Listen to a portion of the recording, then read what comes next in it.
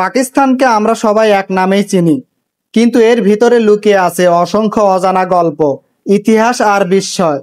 ভাষার দিক থেকে পাকিস্তানের জাতীয় ভাষা উর্দু। তবে আশ্চর্যের বিষয় হলো মাত্র 9.25% মানুষ এই ভাষাকে তাদের প্রধান ভাষা হিসেবে ব্যবহার করে। পাকিস্তানের স্বাধীনতা দিবস পালিত হয় 14ই আগস্ট। তবে প্রথম দিকে এটি 15 আগস্টে পালন করা হতো। পরে দেখা যায় এই তারিখটি ছিল 27 রমজান 1366 হিজরি, যা মুসলমানদের কাছে একটি পবিত্র রাত। এই কারণে 14 আগস্টকে চূড়ান্তভাবে স্বাধীনতা দিবস হিসেবে ঘোষণা করা হয়। পাকিস্তান ছিল বিশ্বের প্রথম ইসলামিক দেশ যেটি সফলভাবে পারমাণবিক অস্ত্র তৈরি করেছে। 1998 সালে তারা এটি পরীক্ষা করে বিশ্বের নজর কেড়ে নেয়। বিশ্বের দ্বিতীয় বৃহত্তম মুসলিম জনসংখ্যা এই দেশেই বসবাস করে, প্রায় 24 কোটিরও বেশি মানুষ। পাকিস্তানের করাচি শহর বিশ্বের অন্যতম জনবহুল শহর, যেখানে 2 কোটিরও বেশি মানুষ বসবাস করে, এবং এটি দক্ষিণ এশিয়ার একটি গুরুত্বপূর্ণ অর্থনৈতিক কেন্দ্র।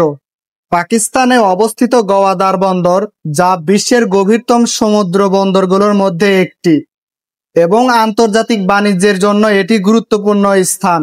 বিশ্বের সবচেয়ে উঁচু পাকা রাস্তা কারাকোরাম হাইওয়ে পাকিস্তানের মধ্য দিয়েই গেছে, যেটি চীন ও পাকিস্তানকে সংযুক্ত করেছে এবং যাকে বলা হয় অষ্টম আশ্চর্য। পাকিস্তান এমন একটি দেশ যেখানে 4টি ঋতু স্পষ্টভাবে দেখা যায়: গ্রীষ্ম, শীত, বর্ষা ও বসন্ত। এখানেই রয়েছে বিশ্বের দ্বিতীয় সর্বোচ্চ পর্বত কেটু এবং বিশ্বের প্রাচীনতম সভ্যতা মহেঞ্জোদারো ও হরপ্পার ধ্বংসাবশেষ।